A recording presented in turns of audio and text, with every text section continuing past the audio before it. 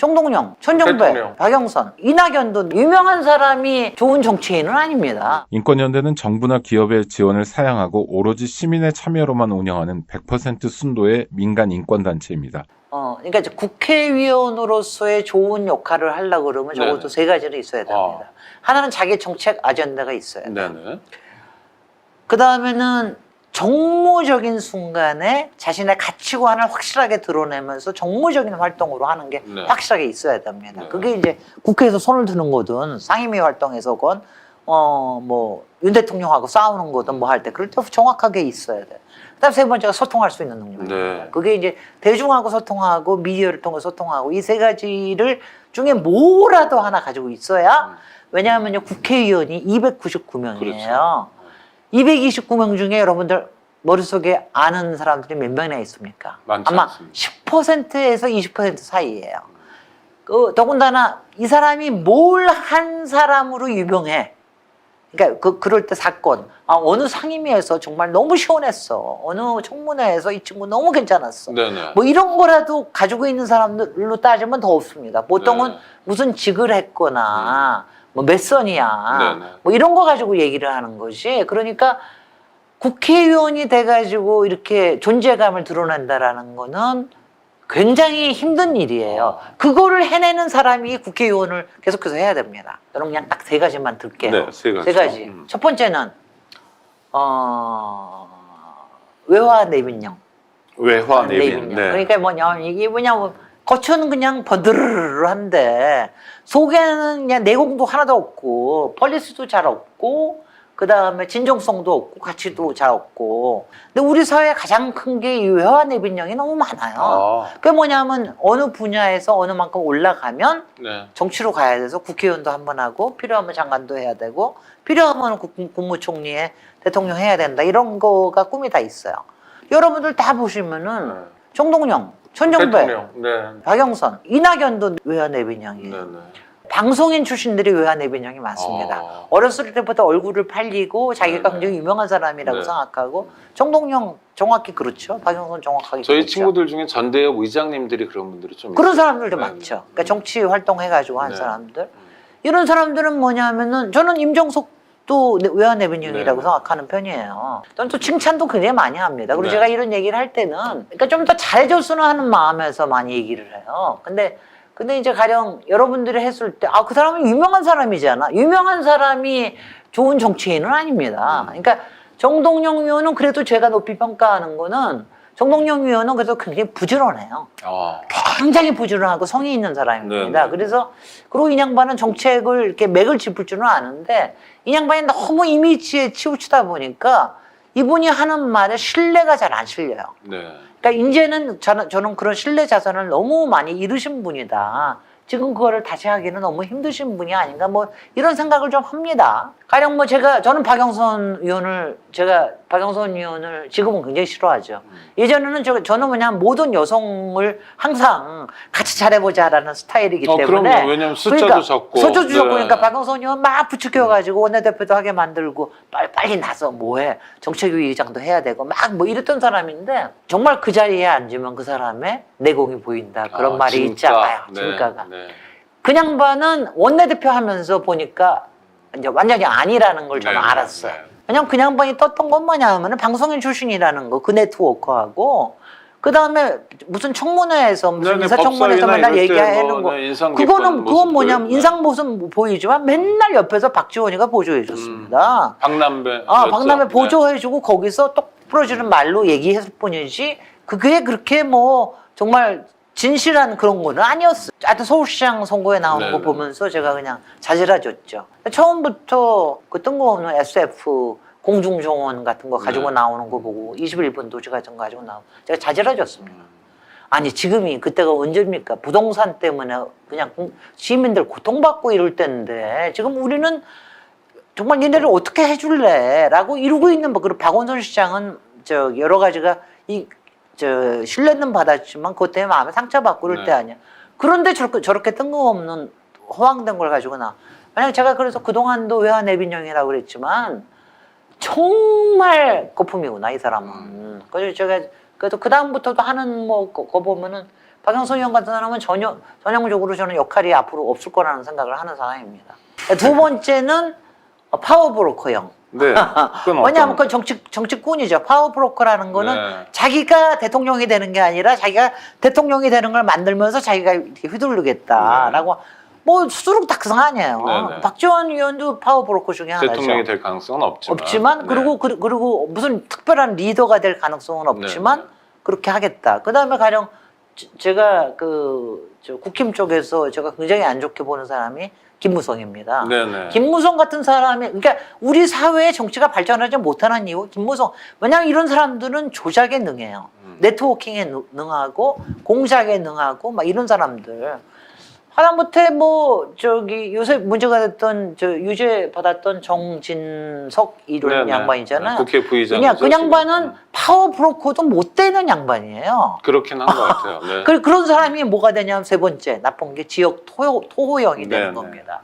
지역 토호형은 뭐냐면은 큰 야심도 없고 그 다음에 특별한 능력도 없지만은 지역에 뿌리 깊은 그 지역의 자기의 가문이 됐든 아니면 무슨 그래서 지역 토호형은 우리 저 민주당에도 있죠. 제가 호남 제가 지역에 있고. 호남 지역에도 있지만 사실 호남에는 지역 토호형이라고 보기는 어려운 게 많아요. 그렇습니까? 그게 왜 네. 그러냐면은 호남의 특성상 정말 뛰어난 사람 아니면은 재선 이상 잘 안 줍니다.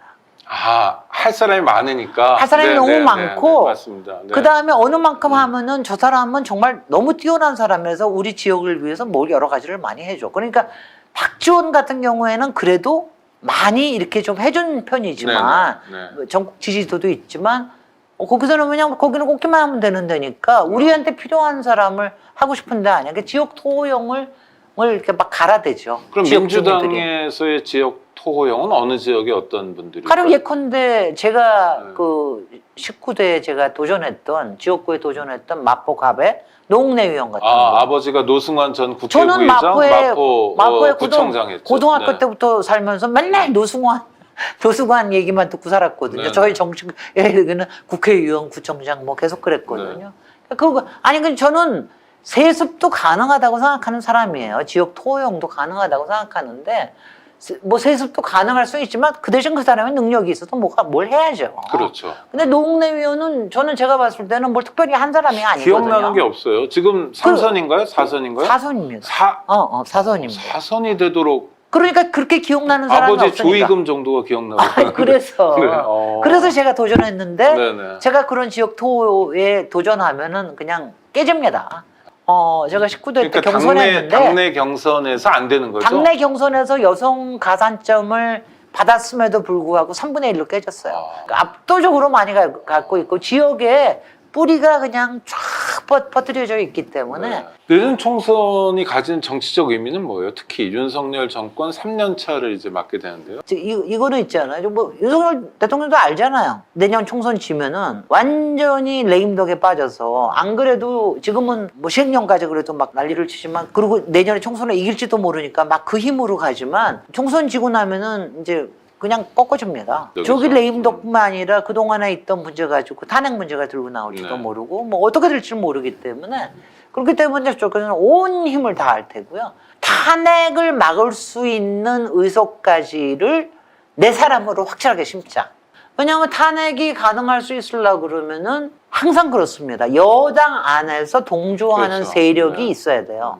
닉슨도 그렇게 해서 결국은 하야시킬 수 네. 있었던 거고, 그때 그건 뭐냐면은, 지난번에 박근혜 때도 할 수 있었던 거는 뭐냐면, 워낙 박근혜에 대한 비토 정서가 강한 세력이 내부 안에서 있었거든요. 그 사람이 이거 가지고는 도저히 안 되겠다. 그리고 이때 박근혜를 또 쫓아버리면 자기네들의 세력을 잡을 수 있겠다. 그렇죠. 이런 게 맞물려 있어야지 돌아갈 수가 있는 거거든요. 그렇지 않습니까? 야당의 역학보다는 여당 내의 역학이 더 여당 내의 중요하다. 역학이. 왜냐하면 이거는 야당이 합해서 200석을 넘는 경우는 잘 안 생길 없죠. 겁니다. 네. 그러니까 이거는 보면은 여당의 역학이 그러니까 그게 저는 더 목적이 강하다고는 생각을 해요. 그래서 이제 윤석열로서는 아마 그쪽을 굉장히 저기 할 것 같고 거기는 뭐 절반 이상 한다는 생각은 거의 안 하는 것 같고 그러면 이제는 역모를 막아야 돼. 저는 지금 이렇게 항상 보고 있으면은 역모를 막는 사람의 이 행태만 보입니다. 그러니까 당대표가 이준석도 안 되고 유승민 안 되고 나경원도 안 되고 뭐 다 저거는 강신업이도 안 되고 누구도 안 되고 다 안 되는. 내 말 안 들으면 네. 다 역모의 가능성이 네, 있는 네. 거예요. 근데 저는 온 힘을 다하는데 뭐 그럴 테고요. 이쪽에서는 뭐냐면은 똑같이 마찬가지로 만약 지금 저 윤석열 정권을 저렇게 내버려 두면 우리는 어디 갈 데가 없다. 존재감이 없는 거죠. 필요가 존재감이 없는 없어지는 거다. 정당이 되는 지금 거죠. 180석 가지고도 이렇게밖에 못 하는데. 근데 이제 바로 그 문제 때문에 저 이재명뿐만이 아니라 민주당으로서도 정말 목숨을 걸고 싸워야 되는 때죠. 저는요. 친명 비명 가로그리는 거는 좀 안 하셨으면 좋겠어요. 왜냐하면 가령 저는 제가 별로 좋아하지는 않지만 인정하는 사람이 있습니다. 네. 그러니까 가령 아까 이낙연 이낙연이 총리로서는 아주 네, 좋다. 잘했다. 그다음에 대응도 잘하고. 저는 박용진 후보 지금 박용진. 박용진 한국 저는 그 국회의원. 양반을 네. 개인적으로는 별로 안 좋아하는데 네. 국회의원으로는 훌륭하다고 생각해요. 그러면이- 그 양반은 정책 아젠다가 네, 네. 확실하게 있고 네, 네. 싸울 줄 알아요. 음. 문제는 본인을 너무 이제 높이 평가해서 네, 네. 가끔 그렇다는 건 문제지. 그런 거는 괜찮아야 됩니다. 네. 그다음에 조홍천 위원. 왜냐면 제가 일부러 이런 사람들 골라서 네, 네, 얘기하는 네. 거야. 조홍천 위원 뭐 수박이라고 난리치고 막 그러는데 조홍천 위원이요. 그래도 권력의 핵심부에 있어가지고 검사 권력에서 출신이죠. 그래서 뭐가 어떻게 하는 게 핵심을 짚을 줄을 알아요. 근데 이런 양반이 왜냐하면 밥값은 하는군요. 밥값은 하면 그리고 상임위원회에서 인정해야 돼요. 하는 거. 그리고 네. 근데 그런 사람을 자칫 자꾸 수박이다, 빼트려 나가야 된다, 운운하면은 그 사람 변절자 되고요. 그럼 감정 그런 상하죠. 사람들은 네. 파워 브로커가 됩니다. 네, 그러면은 네, 네. 그냥 그렇게 그러니까 정치인들도 모든 사람들이 자기네들도 생존을 해야 되기 그럼요. 때문에 네. 그것 때문에 이렇게 가는 것들을 막거나 너무 한쪽으로 몰아치거나 이러지 말자. 그리고 그 다음에 친명 중에서도 아주 능력 있는 사람들도 있지만 제가 보기에는 별로 친명이라고 그러면서 괜히 능력 없는 사람들도 많아요. 네, 그냥 껴있고 그냥 뭉쳐있고 껴있고 이런 사람들 어울려다니고. 특히 네. 뭉쳐서 다니는 사람들 의심하십시오. 네, 네, 네. 뭉쳐서 다니는 사람. 근데 뭐냐면 제가 왜 특히 이 얘기를 드리냐면은 이제부터 공천이 네. 공천 과정이나 공천 정하는데 뭐 누구는 자르고 어쩌고 뭐 그런 얘기도 왜냐하면 많죠. 이렇게 지금. 막 그러보다도 어떻게 하면 우리가 가진 자산들을 여기저기에 우리가 해야 되는 일들은 굉장히 많고 자산은 항상 부족합니다. 이거를 어떻게 이걸 쓸 것인가. 네. 그다음에 그 사람들한테도 명분을 줘야 돼요. 그냥 다선은 나가버려라 이러면 안 되거든. 그 사람들이 가진 거를 어떤 방식으로 민주당에 기여하고 우리 사회에 기여하는 방향으로 이렇게 해가지고 우리가 전체에 부밍업 합시다. 그럼 그 사람들이 우리가 정권 창출하면 다 역할을 하게 만들 수가 있잖아요. 네. 그러니까 이렇게 좀 포지티브하게 생각하는 방향으로 지금 저는 이게 저는 솔직히 저도 정치권에서 제일 힘들었던 게 당내 경쟁이에요. 네, 네. 왜냐하면 사람을 부패하게 만들어요. 그래서 초라하게 지금, 만들기 초라하게 네. 만들고 내가 이 짓을 해야 되나. 왜냐하면 제가 맨날 항상 얘기하는데 저는 남을 밟고 하는 일은 안 네. 하겠다.